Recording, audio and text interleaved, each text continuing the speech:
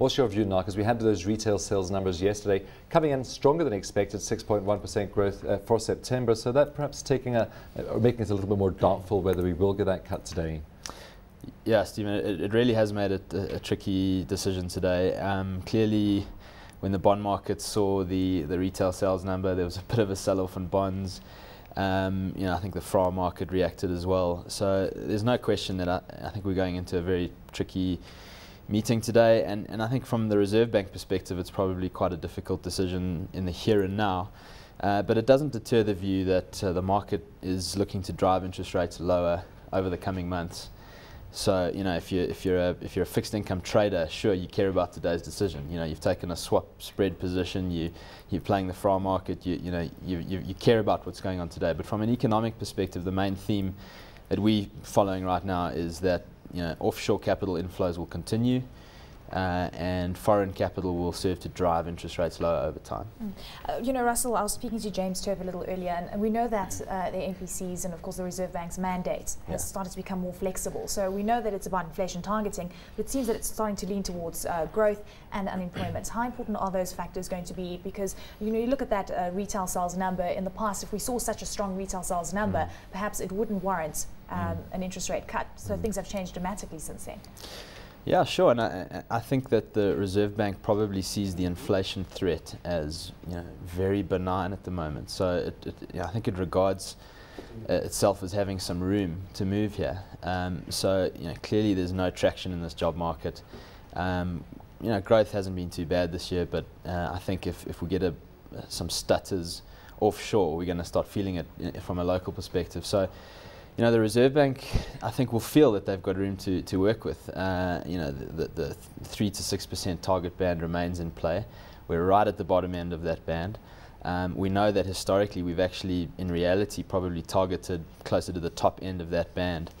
So, from a Reserve Bank perspective, they will feel they've got room to move. I'm not convinced that that the kind of inflation levels we're seeing are the end of the down cycle. I think we're going to see further down cycle to inflation, and I think that'll just compound the fact that whether we see a cut today or not, going forward the Reserve Bank will feel that its hand is being moved in that direction. How much more downside to inflation do you see? Because it has surprised to the downside in all of the last 4 or 5 readings.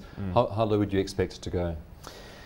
Look, picking the bottom of these things is obviously always tricky. I think a break below 3 is just about a given, and that's not really an outlandish call. Inflation's at 3.2, the previous reading. So I think a break below 3 is very possible.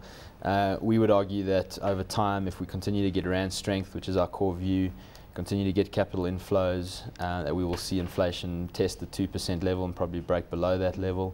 How far it breaks below 2% is then really up, I guess, to the policymakers. If they keep interest rates elevated for too long, we're going to get an excessively strong rand and very low inflation. Well, that's quite interesting. I mean, you're talking about even breaching the 2% level on the CPI number in South Africa. When do you expect that to happen by? Well, we think that as we move into next year, I mean, certainly statistically and for a number of base effects, for a couple of months we might even tick higher on inflation. But I think as we move into next year, first quarter, moving into the second quarter of next year, that's when we're probably going to be testing the lower bounds of this inflation cycle. So you're talking about a deflationary environment coming to the fore in South Africa, despite the fact that administered prices are starting to really show that perhaps it could push inflation higher. So it's sort of a very difficult thing to balance out. I mean, administered prices aren't starting to show anything. They've been showing things for ages. We've been having administered price scares, for many months now. We predicted that the Eskom tariff hikes wouldn't have any impact on CPI inflation. We were correct. Because what happens is that, as everyone has to pay more for electricity and for whatever else it is that are in administered prices, of course they have less income to spend in other areas of the economy. And what's filtering through from some of the retail sectors is very weak pricing power at the final consumer level. And in fact, on a lot of line items of CPI, we are seeing price deflation. So absolutely, as you say, we are going into a certainly disinflationary and partly deflationary environment right now, and I think the market to a large extent has missed that trend, The market is now playing catch up on that trend, but that's why we see bond yields with further downside and interest rates with further downside. How about an external shock though? And that's something that the Reserve Bank governor will be very cognizant of when she speaks today, because we have seen this latest blowout with European sovereign debt problems in Ireland. And if there is a contagion effect, that could see a pullback from risky assets, fund outflows from South Africa, and a rand weakening. Well, the interesting thing is that if you look at 2010, it's actually been a more volatile year than 2009 was. I mean, discounting early 2009 when markets really were selling off. But since sort of March 2009 to the end of 2009, it was actually a very stable year. 2010 has been the year where we've had the European crisis coming through, big time in sort of Q2. That's abated a little bit. We've had QE policies heaped on again. Now we've got more European problems. I mean, the Irish banking system is looking like it's on the precipice of a full-on crisis. And the rand sold off, 10, 20 cents, So I think we need to understand that the rand is no longer the whipping boy, certainly not in this part of the cycle of investors. And there's a strong sense that actually the flight to safety is not necessarily back into Europe. Yeah. And so, you're going to emerging markets with good debt metrics, sound macroeconomic management, and stable currencies driven in South Africa in large part by just a stable money supply. You're talking about the disinflationary environment that could come to the fore, a trend that the market has largely missed. Do you think that the ultimate solution is to cut interest rates extensively so that we start seeing a weaker rand, which will then in turn allow us to see a little bit of inflation coming to the fore? Is that the right equation? Well, the Reserve Bank, for its part, wants to manage things as smoothly as possible. You don't want to build up imbalances in an economy and then open the floodgate and kind of let it all out.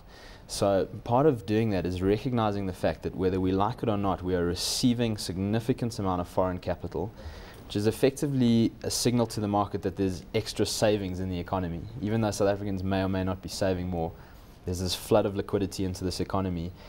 And the way that you manage that is really by lowering the interest rate. If you keep the interest rate too high, you potentially build up that damn wall. Money keeps flooding in at the margin. It's just remains so attractive. Rand strengthened significantly, and something has to give at some point, and it might have to give in terms of a quick shock of lower interest rates. What they should be doing is listening to the market, looking at what the market's saying, and the market is saying, not only for South Africa but for Africa, we want lower interest rates. Are we looking for a 50 basis point cuts here today, and what's the potential for further cuts following today's, if we get one? Yeah, as we said, it's a close call. We are looking for a 50 basis point cut today. I think if they don't cut, I don't think it throws the cycle off course. I think it's going to continue to come through into next year. We're looking for at least another 100 and possibly even another 150 basis points of rate cuts. Now that of course goes with our inflation view. So if you don't buy into our inflation view and if you don't buy into our rand view, then you would be more circumspect. And a lot of, most of the market is saying 50 basis points is the end of it. But of course the market says that every time on the down cycle. So we're mindful of the fact that we'll get another rate cut, whether it's now or in early next year, and we think maybe even another 2 or 3. Well, of course, the market's also saying that it's worried about the electricity tariffs and higher than inflation wage negotiations. The rand, very quickly, where do you think it's going to head today? And just reiterate where you think the rand is going to go in the long term. If we do see extensive rate cuts, surely that is going to deter investors into heading into other higher yielding currencies. Look, on the rand today, it's anyone's guess that the market trades up and down on any given day. I think as we go into the meeting, I think there's a lot of confidence coming back into the markets today. We've seen the dollar a bit weaker. We've seen markets up. So if anything, the rand could just find a firmer footing today. The sell-off above 7 rand to the dollar, from a strategic perspective, is not a major event. So looking forward, we continue to see structural pressures for the rand to strengthen. We think we at least need to test 650 and break 650. Once we've done that, we'll need to reassess. But over time, and certainly as we now look into 2011 forecasts, a break below 6 rand to the dollar is not inconceivable.